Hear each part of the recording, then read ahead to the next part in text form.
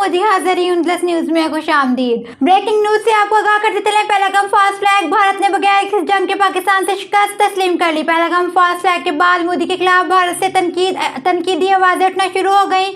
अक़वाम मुत्तहिदा इजलास के बाद भारत ने बगैर किसी जंग के पाकिस्तान से शिकस्त तस्लीम कर ली।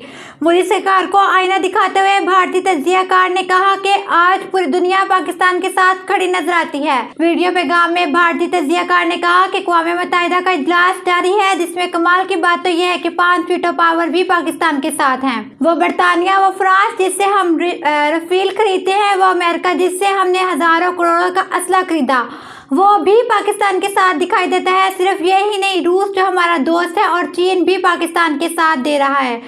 गुज़श्ता हफ्ते अक़वाम मुत्तहिदा की सलामती कौंसिल के इजलास में जब पाकिस्तान ने कहा कि RTF और पाकिस्तान का नाम नहीं आएगा, तो किसी ने भी P5 ममालिक की हिम्मत ना हुई कि कुछ कहने की, और सब P5 ममालिकों ने कहा हटा दो। इन सब बातों से साबित होता है कि P5 ममालिक का चेहरा सामने आ गया। फ्रांस जिसने हमें हथियार भेजा, रफेल भेजा, वो भी इस पाकिस्तान का साथ दे रहा है, जबकि अमेरिका भी, बरतानिया भी, रूस और चीन तो पहले ही पाकिस्तान के साथ है।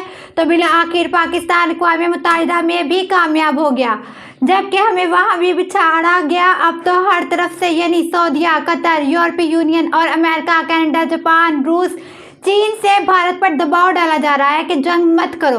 सब कह रहे हैं कि जंग मत करो, मैं बचाने आ रहा हूँ। हम हर गुजरते दिन के साथ सिफारती तौर पर कमज़ोर पड़ते जा रहे हैं, लेकिन लगता है कि भारत हुकूमत की हिकमत अमली यही है कि जंग करनी ही नहीं। लेकिन इस जंग में पिसेगी तो भारतीय अवाम, और अवाम तो पिस रही है। दूसरों के सहारे आप ऊपर नहीं जा सकते।